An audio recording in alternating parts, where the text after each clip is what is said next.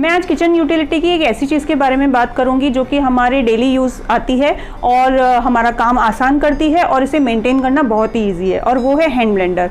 कुछ दिनों से मेरा हैंड ब्लेंडर पुराना वाला ख़राब हो गया था, थोड़ी परेशानी दे रहा था, तो मैं नए हैंड ब्लेंडर के लिए मेरी तलाश थी, मैं रिसर्च कर रही थी कि कौन सा लूँ। तो इसमें अलग अलग वैरायटी आती है। एक तो इसकी बॉडी भी अलग अलग तरीके की होती है, कुछ स्टेनलेस स्टील में आते हैं, प्लास्टिक में आते हैं। इनका वॉटेज भी डिफरेंट होता है, 150 से लेके 1000 वॉट तक इनकी कैपेसिटी रहती है। और ये कुछ आते हैं जो कि सिंगल यूनिट होते हैं, कुछ आते हैं जो डिटैचेबल हैं। तो सभी फीचर्स को ध्यान में रखते हुए मैंने अभी लिया है कैंट का हैंड ब्लेंडर। तो मैंने लिया ही था, तो मुझे लगा कि मैं आप लोगों के साथ शेयर करूं कि इसके क्या क्या फीचर्स हैं और हैंड ब्लेंडर किन किन चीज़ों के यूज़ आता है, और आप देखते समय क्या क्या चीज़ें देख सकते हैं जो कि मैंने ध्यान में रखी जब मैंने ख़रीदा था।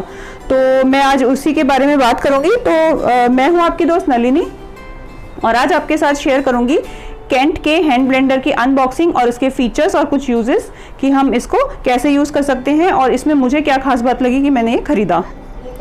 तो ये कैंट का हैंड ब्लेंडर है, ये स्टेनलेस स्टील का बना हुआ है। इसका जो वेट है वो है 860 ग्राम, और इसका जो MRP है वो 2100 रुपये है, पर ऑनलाइन ये आफ्टर डिस्काउंट अराउंड 1500 से 1600 का मिल जाएगा। और इसके डायमेंशंस हैं 65, इसका डायमीटर है 65 mm, और इसकी हाइट जो है 380 mm है, लेकिन इसकी बॉडी डिटैचेबल है। तो आपको रखने के हिसाब से जगह देखनी है तो बहुत ही ये स्लीक मॉडल है। मैं आपको खोल के दिखा देती हूँ।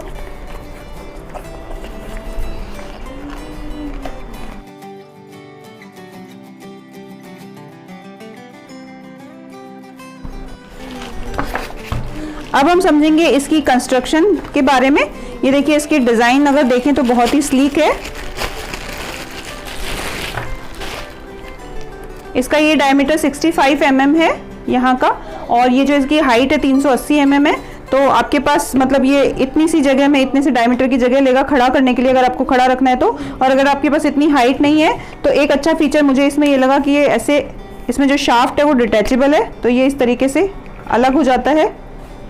तो आप इसको इस तरीके से भी रख सकते हैं। अब यहाँ पे देखते हैं इसकी स्पीड दी हुई है, मिनिमम से लेके मैक्सिमम स्पीड तक दी हुई है।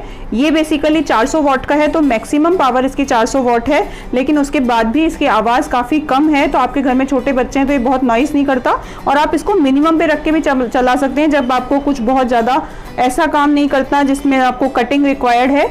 सिर्फ अगर ब्लेंडिंग रिक्वायर्ड है, मिक्सिंग रिक्वायर्ड है, तो आप इसको मिनिमम पे भी चला सकते हैं। यहाँ पे पावर का बटन है, और यहाँ पे एक T लिखा हुआ जहाँ पे ये टर्बो स्पीड का बटन है, तो यहाँ पे ये फुल पावर पे चलता है। और इसका यहाँ पे कंस्ट्रक्शन ऐसा है कि यहाँ वाले पोर्शन में यहाँ पे मोटर है, इस पार्ट को आपको गीला वगैरह नहीं होने देना है। और ये शाफ्ट जो है इसका, ये आपका अलग हो जाता है। इसकी वजह से एक अच्छी बात यह है कि आपके यहाँ पे जो भी गंदगी इकट्ठी हो जाती है वो आप इजीली धो सकते हो, क्योंकि इसको आप ले जा सकते हो और इसको ले जाने के बाद इसको आप आसानी से धो सकते हो। जो कि अगर सिंगल यूनिट होती है तो मुझे ये थोड़ा सा डिसएडवांटेज लगता है कि वो आप धोने में आपको दिक्कत होती है, क्योंकि इस पार्ट पे पानी बिल्कुल नहीं जाना चाहिए। ISI मार्क की मोटर है, और अगस्त 2021 की, यानी कि लेटेस्ट अभी मैन्युफैक्चर्ड है, ये अभी डिलीवर हुआ है हमें। और इसकी बॉडी जो है काफ़ी स्लीक बॉडी है, स्टर्डी है, और इसका जो हैंडल है बहुत ही एर्गोनॉमिकल डिज़ाइन है, तो बहुत ही इजी टू ग्रिप है। और यहाँ पे इजीली ये आपको ग्रिप होके आप इसको बटन को प्रेस कर सकते हैं। इसकी डिज़ाइन बहुत ही कंफर्टेबल है। अब कई बार हमारे मन में सवाल आता है कि मिक्सर ग्राइंडर और हैंड ब्लेंडर में किसकी यूटिलिटी ज़्यादा है, हमें ये, अगर हमारे पास मिक्सर ग्राइंडर है तो ये खरीदना चाहिए या नहीं, या फिर ये खरीदें या नहीं खरीदें। तो मुझे क्या लगता है कि इसकी डिज़ाइन काफ़ी स्लीक होती है कंपैरेटिव टू मिक्सर ग्राइंडर, तो ये आपके कम स्पेस लेता है। दूसरी चीज़, कभी कभी छोटी छोटी चीज़ें होती है, जैसे कि सिर्फ एक मिल्क शेक बनाना है, या फिर हमको कोई चीज़ मिक्स करनी है जिसमें गुठलियाँ पड़ गई हैं, या फिर हमको सूप को मिक्स करना है, तो उस केस में हमको पूरा एक मिक्सी का बर्तन लेना पड़ता है, उसमें डाल के उसको बनाओ, फिर उसको क्लीन करो। तो उसमें थोड़ा सा ज़्यादा तो यूटेंसिल्स हमारे गंदे होते हैं, और हमको थोड़ा सा टाइम भी ज़्यादा लगता है, उसकी क्लीनिंग में भी थोड़ा सा ज़्यादा टाइम लगता है। इसके कंपेरिजन में मुझे लगता है कि इसको हमको फटाक से ये अलग कर दें और इसको उसी बर्तन में डाल के बनाएं और फिर इसको क्लीन करके रख दें, तो ये ईजी टू यूज़ मुझे लगता है और कम स्पेस में हो जाता है। तो इसके अब हम यूजेस देखते हैं कि हैंड ब्लेंडर कैसे कैसे यूज़ कर सकते हैं। अब कोई भी प्रोडक्ट आप ऑनलाइन खरीदते हैं ना, तो सबसे पहले कुछ चीज़ों का ध्यान रखना है कि आप पहले देख लीजिए कि इसमें कोई डिफेक्ट तो नहीं है, कहीं पे भी कोई डैमेज तो नहीं है, और इसमें अगर कोई ऐसे स्टिकर्स वगैरह लगे हुए हैं ब्लेड के लिए या आसपास, तो उनको हटा लीजिए। इसको क्लीन कर लीजिए। क्लीन करने के बाद में इसको पहले अच्छे से ड्राई कर लीजिए, उसके बाद ही फर्स्ट यूज़ इसको कीजिए। इन सब चीज़ों का आपको ध्यान रखना है। अब अपन इसका फर्स्ट यूज़ मैं करके बताती हूँ आपको। मैं मिल्क शेक बना के बताती हूँ। अब मैं बनाने जा रही हूँ मिल्क शेक।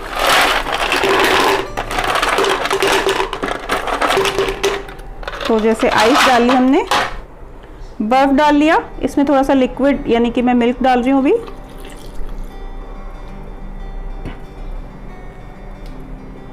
अभी आइस क्रश करनी है तो मैं इसकी पावर मैक्सिमम पे रख रही हूँ। ये ध्यान रखिए जब आप चलाते हैं तो पहले इसको रखिए, उसके बाद इसका पावर ऑन कीजिए। और इसको आपको वर्टिकल चलाना है, क्योंकि आप अगर ऐसे करके चलाएंगे, कोई बड़ा चौड़ा बर्तन है, तो वो चीज़ स्प्लैश होगी। तो आपको इसको ऊपर नीचे इस तरीके से ऊपर नीचे करना है, वर्टिकल।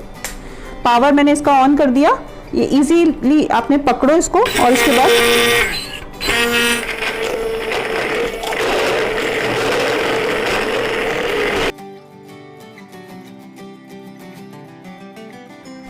अब जैसे अभी मुझे बिस्किट का मिल्क शेक बनाना है, तो ये थ्रेप्टिन के बिस्किट्स थे, तो बच्चे जनरली ऐसे खाते नहीं है, मैंने लिया तो मैं अभी इसका मिल्क शेक बना रही हूँ। ये प्रोटीन और विटामिन के बिस्किट हैं, ये बच्चों के लिए अच्छे रहते हैं, तो मैंने लिए थे। तो इसको आप मिल्क शेक बना सकते हैं, तो इसको तोड़ के आप लोग इसमें डाल सकते हैं। और हमने डाला 1 चम्मच कोको पाउडर,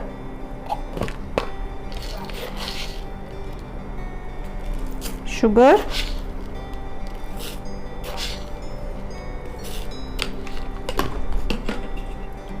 और ये प्रोटीन एक्स है, ये भी प्रोटीन पाउडर है, ये डाला प्रोटीन एक्स। बढ़ते बच्चों की ग्रोथ के लिए ये चीज़ें अच्छी रहती है, इसलिए मैं इस तरीके के मिल्क शेक्स बना देती हूँ बच्चों के लिए, तो ये बहुत इजीली इसमें हो जाते हैं। अभी इन सबको मिक्स कर लेंगे।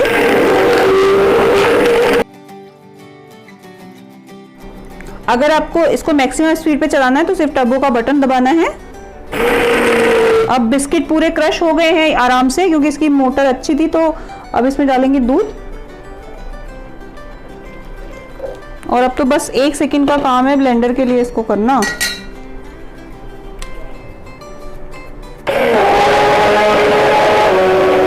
एकदम फ्लफी बन गया है। देखिए आप ये जब बनाते हैं तो ये ध्यान रखिए अभी कि आपका ये जो लिक्विड है ना, वो यहाँ तक नहीं आना चाहिए, क्योंकि ये जो ऊपर का पार्ट है ना, शाफ्ट के ऊपर का पार्ट, इस पे आपके कुछ भी गीला नहीं टच होना चाहिए, अदरवाइज ये खराब हो सकता है। तो यहीं तक ही मेरा देखिए गीला है, इससे ज़्यादा ये आपको डुबोना नहीं है, ये आपको सावधानी रखनी है।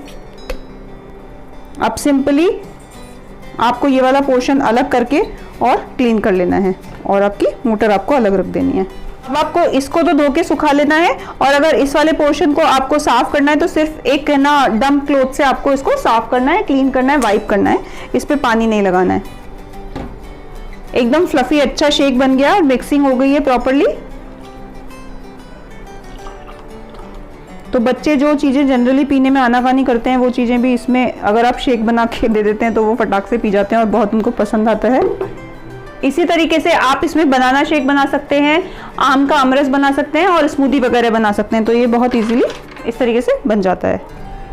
अब ये जो इसकी बॉडी स्टेनलेस स्टील की है और ब्लेड भी, तो इससे क्या है कि आप इसको हॉट एंड कोल्ड दोनों चीज़ों के लिए यूज़ कर सकते हो। जैसे अगर आपको और अलग से कंटेनर नहीं लगता, जैसे आपको सूप बनाना है, आपने जिस प्रेशर कुकर में सब्जियां बॉईल की, आप सेम कंटेनर में ही इसकी सब्जियों की कटिंग और मिक्सिंग दोनों इससे हो जाती है। मैं आपको दिखाती हूँ, लेकिन आप इसको बहुत ही ज़्यादा हॉट मत रखिए, क्योंकि कभी कभी क्या होता है, स्पिल होता है, तो स्पिल होने की वजह से आपके हाथ पे छींटे लग सकते हैं। इसलिए आप थोड़ा सा इसको ठंडा कर सकते हैं तो बेहतर रहेगा, लेकिन ये कर सकता है गर्म को भी।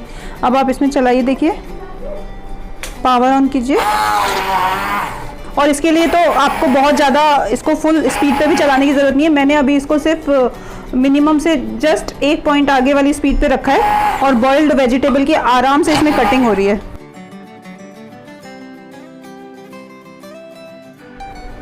अब इसमें मैंने स्पीड कम रखी है। इसका एक बेनिफिट और ये होता है कि कम स्पीड में आपका स्पिलेज कम होता है। जैसे कि आपका बर्तन छोटा था और आप इसमें हैंड ब्लेंडर आपने चलाया, तो अगर आप बिल्कुल फुल स्पीड पे चलाओगे तो एकदम से छींटे लग जाएंगे, स्पिलेज हो जाएगा। इसलिए आपको थोड़ी कम स्पीड लगाओगे तो वो प्रॉब्लम नहीं होगी। तो एकदम फटाक से आपका ये पूरी जो सब्जियां थी इनकी प्यूरी बन गई है।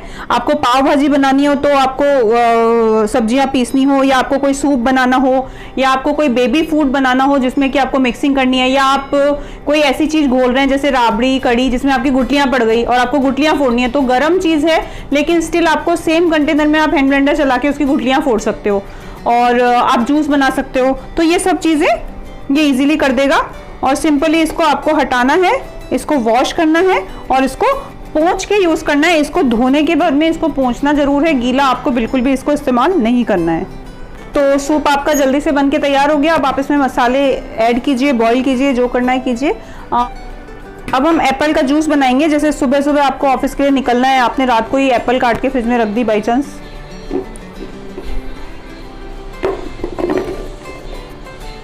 तो ये एप्पल हमने ले ली है और इसमें हम डालेंगे पानी। पानी एटलीस्ट इतना होना चाहिए कि इसमें डूब जाए एप्पल। और इसकी जो हाइट है जो आप पीस रहे हो उसकी इतनी होनी चाहिए कि ये इस जॉइंट से, इसके मोटर के जॉइंट से नीचे आना चाहिए। और इसका मोशन आपको ऐसे अप डाउन वर्टिकल रखना है, ऐसे नहीं करना है, सीधा रखना है। तो हम पहले इसको प्लेस करेंगे और उसके बाद मोटर पावर बटन ऑन करेंगे। ये मीडियम स्पीड पे मैं अभी पीस रही हूँ।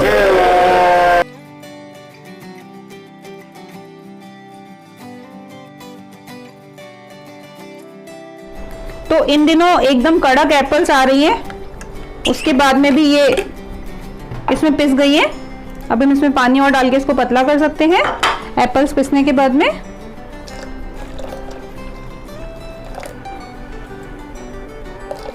आपकी सपोज क्वांटिटी ज्यादा है इस हाइट से तो आप इसको ऊपर रखिए, इसको पूरा नीचे आपको डुबोना नहीं है।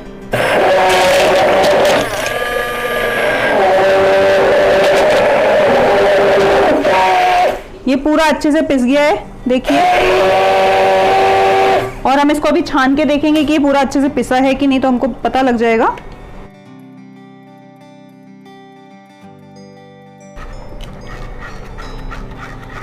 देखिए छानने के बाद इसमें बिल्कुल भी टुकड़े नहीं बचे हैं, ये सिर्फ एप्पल का पेस्ट बचा है। तो ये तो मैं रिकमेंड करूंगी कि आप इसको छानिए ही मत, तो ये आप पिएंगे तो आपके लिए अच्छा ही रहेगा। तो आप डायरेक्टली इस जूस को बिना छाने भी पी सकते हैं, क्योंकि ये एकदम स्मूथ पेस्ट निकला है जो आपने छाना भी है।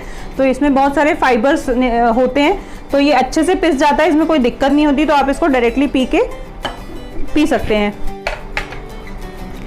तो आप कुछ भी बनाइए, जूस बनाइए, सूप बनाइए, लस्सी बनाइए, छाछ बनाइए, या फिर आपको किसी चीज़ को फेंटना है जिसमें गुठलियाँ पड़ गई है, गुठलियों को दूर कर लीजिए।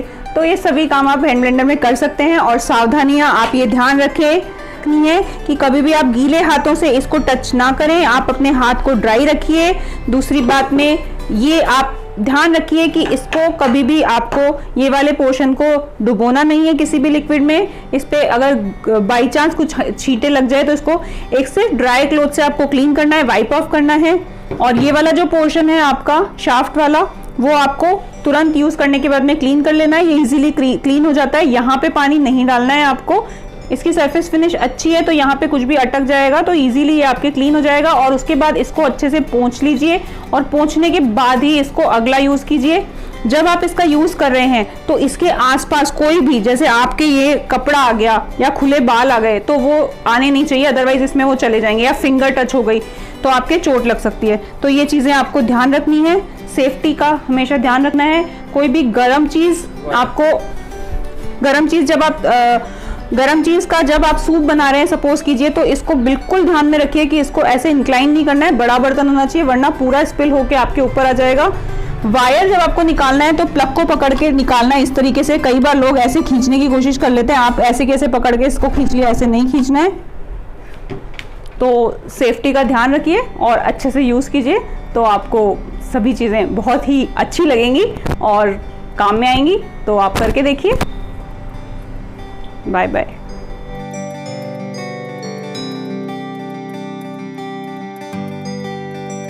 पी के देखो कैसा बना।